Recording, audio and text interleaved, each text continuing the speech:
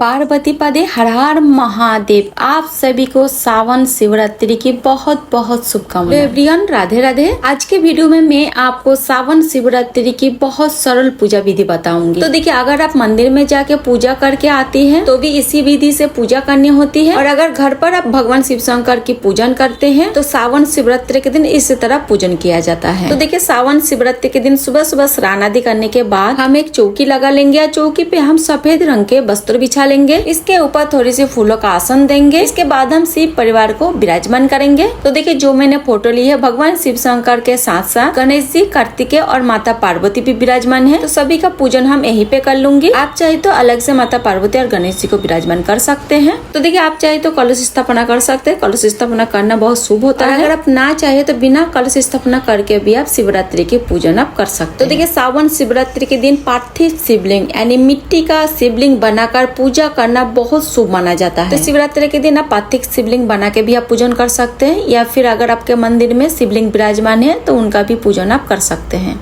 तो देखिए, जब भी आप शिवलिंग को विराजमान करें, शिवलिंग के जो जलहरी है वो उत्तर दिशा के तरफ होनी चाहिए, और जलहरी के पीछे की तरफ से यानी दक्षिण दिशा के तरफ से हमें जल चढ़ाना होता है। इसके बाद हम पूजा शुरू करेंगे। तो देखिए, सबसे पहले हम दीपक प्रज्वलित करेंगे। तो देसी घी का हम यहाँ पे दिया जलाएंगे, साथ ही हम दिया का पूजन भी कर लेंगे। उसके बाद हमें जल लेना है। जो भी जल चढ़ाएंगे ना, उसमें गंगा जल जरूर डालिएगा, क्योंकि भगवान शिव शंकर की पूजा में गंगा जल का बहुत अधिक महत्व होता है। तो देखिए, भगवान शिव शंकर को हम गंगा जल युक्त जल से हम अभिषेक करेंगे। तो शिवलिंग पे हमें जल से अभिषेक करना है। उसके बाद हम पंचामृत से अभिषेक करेंगे। तो देखिए, हम पंचामृत कैसे बनाते हैं, तो दूध, दही, घी, शक्कर और शहद से तो ये पांचों चीज मिला के पंचामृत बनता है। तो देखिए, पंचामृत से अभिषेक करने के बाद फिर से हम शुद्ध जल से अभिषेक करेंगे। भगवान शिव शंकर का 3 बार अभिषेक किया जाता है। इस तरह से हमें अभिषेक करना है। अभिषेक बहुत महत्वपूर्ण है। तो देखिए, भगवान शिव शंकर की पूजा में अभिषेक का ही सबसे ज्यादा महत्व होता है। तो देखिए, शिवलिंग की अभिषेक करने के बाद अब मैं जो शिव परिवार की फोटो लिए हैं उसमें जल के छींटे लगा के भाव रूप में हम स्नान करा देंगे। तो इसके बाद हम वस्त्र स्वरूप कलवा समर्पित करेंगे। अगर आपके पास जनेऊ है तो गणेश जी को जनेऊ भी समर्पित कर सकते हैं। फिर हम चंदन से तिलक लगाएंगे। सबसे पहले हम गणेश जी को तिलक लगाएंगे चंदन से। उसके बाद हम भगवान शिव शंकर को तिलक लगाएंगे। तो देखिए, पहले हम चंदन से तिलक लगाएंगे। भगवान शिव शंकर को रोली नहीं चढ़ाई जाती है, तो सिर्फ चंदन से तिलक लगाएंगे। चंदन से तिलक लगाने के बाद गणेश जी, कार्तिकेय और माता पार्वती को हम रोली से तिलक लगाएंगे। तिलक करने के बाद हम चावल समर्पित करेंगे। भगवान शिव शंकर को हम भस्म समर्पित करेंगे। तो शिवलिंग पे हम भस्म चढ़ा देंगे। इसके बाद देखिए, पार्वती माता को सुहाग का सामान हमें जरूर समर्पित करना है। चाहे 2-3 चीजें आप समर्पित करें, लेकिन सुहाग की सामग्री माता पार्वती को आप जरूर समर्पित करें,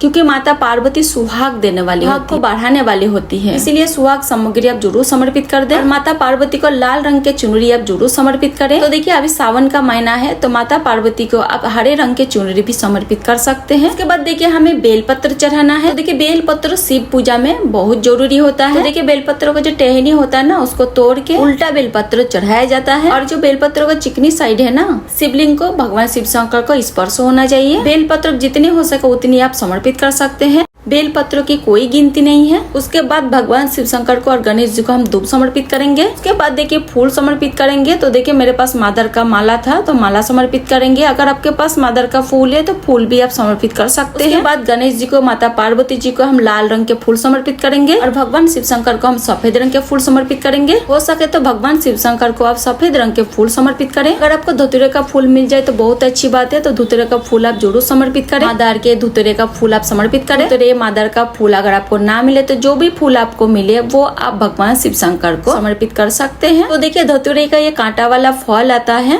तो भगवान शिव शंकर का अति प्रिय है। धतूरे का फल समर्पित कर देंगे। भगवान शिव शंकर की जो भी प्रिय चीजें हैं आप सभी समर्पित कर सकते हैं। उसके बाद हम भोग समर्पित करेंगे। तो देखिए, भोग में दूध से बने हुए कोई भी मिठाई का भोग समर्पित कर सकते हैं, या कोई भी ऋतु फल का भी भोग आप समर्पित कर सकते हैं, यानी फलहार का भोग हमें समर्पित करना है। तो देखिए, हम मिठाई और केले का भोग समर्पित कर दिया है। उसके बाद हम समर्थ अनुयायी दक्षिणा समर्पित करेंगे, क्योंकि दक्षिणा पूजा में रही कमियों का पूरा करती है। उसके बाद हम धूप दीप दिखाएंगे। धूप दीप दिखाने के बाद अगर आप कथा सुनते हैं तो 1 लोटा जल ले लेंगे। अपने सीधे हाथ पे अक्षत यानी चावल और फूल लेंगे और शिवरात्रि की कथा सुनेंगे। अगर आप कथा सुनते हैं तो आप इस टाइम पे शिवरात्रि की कथा सुन सकते हैं। आप शिव महापुराण का पाठ करते हैं तो आप पाठ कर सकते हैं, शिव चालीसा भी आप पढ़ सकती हैं। तो देखिए कथा पाठ करने के बाद हाथ में जो फूल लिए थे भगवान शिव शंकर के चरण पे हम समर्पित कर देंगे। तो देखिए अगर आप मंदिर जा रहे हैं ना तो वहाँ पे आप कथा पाठ ना करें, क्योंकि वहाँ पे उस दिन बहुत ज्यादा भीड़ होती है। तो आप मंदिर में जाके पूजा करके आ रहे हैं तो घर पे आके आराम से आप कथा या पाठ आप कर लें। इसके बाद हम आरती करेंगे। तो देखिए बहुत ही प्रेम पूर्वक हम लोग आरती करते हैं। तो सबसे पहले हम गणेश जी की आरती करेंगे, उसके बाद भगवान शिव शंकर की आरती करेंगे, माता पार्वती की आरती करेंगे और ओम नमः शिवाय का उच्चारण आप जरूर करें। तो देखिए इस तरह से बहुत ही सरल विधि से भगवान शिव शंकर की पूजा की जाती है। प्रेम पूर्वक आरती करने के बाद आचमन करेंगे यानी आरती ठंडा करेंगे। उसके बाद हाथ जोड़कर भगवान से पूजा में रही कमियों के लिए क्षमा याचना करेंगे और मेरे परिवार के मनोकामना पूर्ति के लिए भगवान शिव शंकर से प्रार्थना करेंगे। तो देखिए इस तरह से जो मेरा शिवरात्रि की पूजा है पूर्ण हो जाएगी। पूजा के बाद मेरा जब दिया शांत हो जाएगा उसके बाद शिवलिंग को विसर्जन कर देना है। तो देखिए विसर्जन कैसे करेंगे, तो देखिए धूप दीपक जो जलाए थे इसको हम सबसे पहले हटा लेंगे। पूजा के बाद जो जल का लोटा है सूर्य भगवान को हम अर्घ दे देंगे। उसके बाद देखिए भोग प्रसादी जो भी हम समर्पित किए हैं परिवार में सभी सदस्यों को प्रसाद स्वरूप हम बांट देंगे। जो दक्षिणा है किसी को आप दान दे सकते हैं, आप किसी कन्या को भी आप दे सकते हैं। और जो श्रृंगार का सामान है आप स्वयं यूज कर सकते हैं। इसमें से कुछ श्रृंगार के सामग्री आप अपने लिए रख ले, बाकी आप किसी को दे भी सकते हैं। उसके बाद देखिए जो शिव परिवार का हम फोटो लिए थे तो उसमें थोड़ा सा जल के हम छींटे लगा देंगे।